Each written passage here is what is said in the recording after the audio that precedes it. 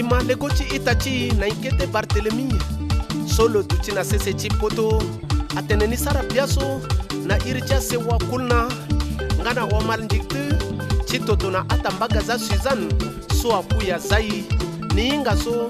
ongo chulo amu bundu nani mingi me yeso ndapa jikwa welo jikwa uya londo nando wa chika matambi na laniso bisina paraji ata chimo atene zoso ake mu plasimo na legechi Johnny wangu ankora ke dape ata uya londo nando wa chika matambi na laniso bisina paraji Barthelemy atene mosachi grisala pe bando na pekochimo moba ata chimo bando na ndo chalasi napikana yaka ndo wabuwa we ajo mingi lango me Jésus pepe atene moleke zani warambeni zoso apechi mu plasimo si chilo sina fundulo ngwati sambela so chitele chino sana seseka sese chimbo angba senge zwaka dankora pe ata uya londo nando wa chika matambi na laniso bisina paraji ka duruna ata chimo na lege chindara uya londo nando wa chika matambi na laniso bisina paraji tene moleke za siani warambeni zoso apechi remplacer mona sese chimbo siani limichi warandara so mokena ninga na yachi contrôler kutambanga gandulu chisi sapa muna Jésus chinyokoponi ten la sona le 18 juillet 2026 ayeke yetinga nguchi kasiyo pari nenti baba kelo na talereni langu chile 18 akembeni langu ndena ya chise wachini uya londo nando wa chika matambi na laniso bisina paraji atene lakwe uya londo nando wa chika matambi na laniso bisina paraji ani papa si mingi chitoto awe don laso akichisara biachi mungia na nzapa na chikonda na kuta chinzapa aba baba chimbimbi eundamo beni lege yege si Yesu wao kuta nzapa chani ayeda si asara Yesu njunia we betonga namo Yesu miyota koponi biye sala Yesu pechimo aye Majama Estela na inkete Barthelemy uya londo nando wa chika matambi na laniso bisina paraji Mutukumale Alphonsine na inkete Christian uya londo nando wa chika matambi na laniso bisina paraji Yogodo Larissa na Madiam Claire na inkete Hubert ngana na inkete Bertrand na inkete Gérard na inkete Gapin chimbina ndulo doyombanga chimbi kana lichilo Mojana Delphin ngana Madiana napate sumbi malumbi majezi na be tonga sumbi wara pinichila kwe mbona Ariel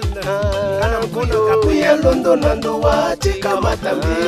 na laniso bisina paraji mbona Ephraim na mbona Agnes uya londo nando wa chika matambi na laniso bisina paraji Robital Seraphine ala kwe akina nguchile na desi ala kitoto onwachimo atawali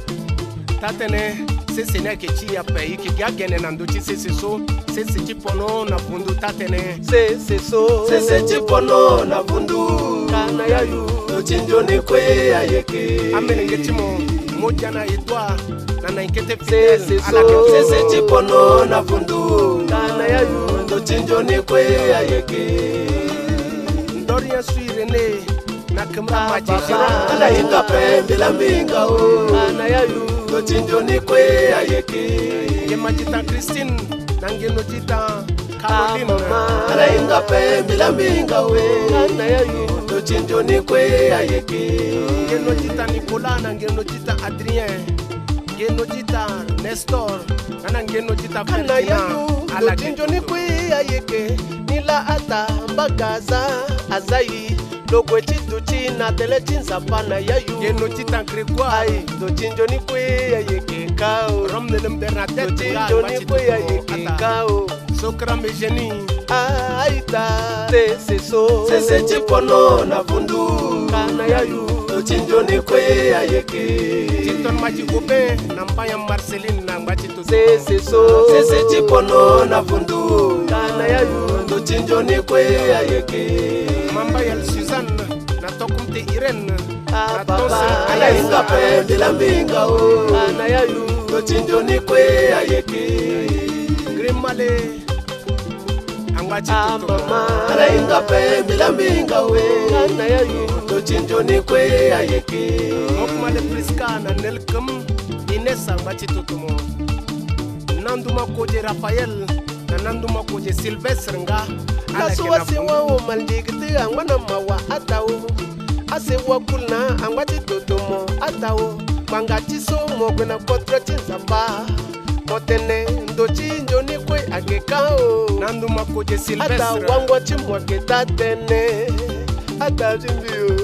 atawo Nanduma koje Ingwana Sidoni mawa atawo Ingwachi totomo atawo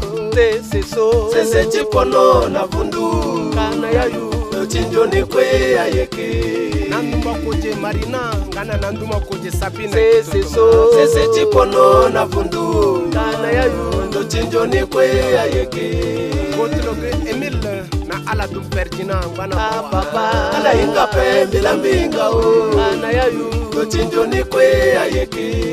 Nelum gai ngaji na yaya molga mama ala inga pe bilambinga o Kana yayu ndo chinjo ni kwe ayeke Mes chers frères et sœurs, écoutez ceci. Le deuil et l'affliction sont des expériences courantes dans la vie humaine. Et la Bible en parle abondamment. Elle reconnaît que la douleur peut être profonde, mais offre également de l'espoir et de la consolation pour ceux qui souffrent. La Bible nous enseigne que Dieu est proche de ceux qui souffrent. La mort est un sujet difficile, mais Jésus a promis que ceux qui croient en lui auront la vie éternelle.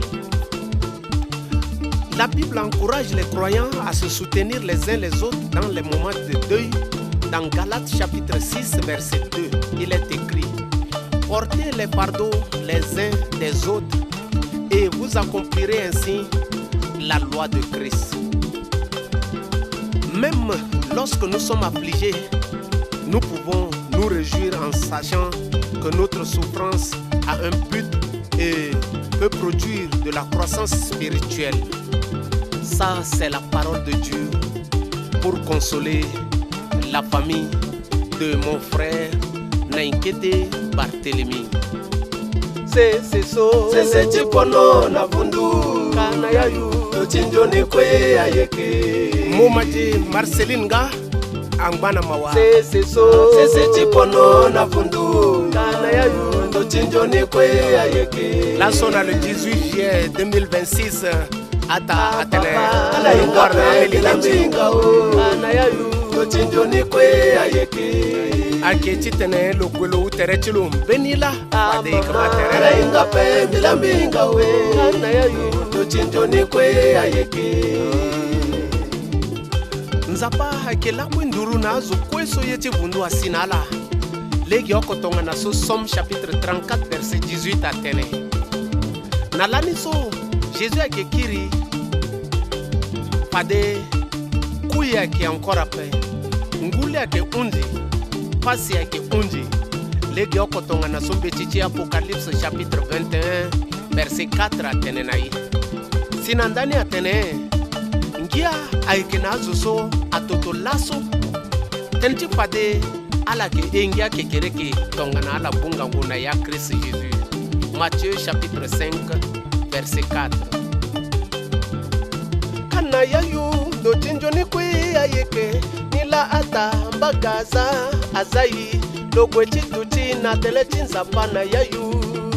ai do chinjo ni kwe ayeke kao do chinjo ni kwe ayeke kao aita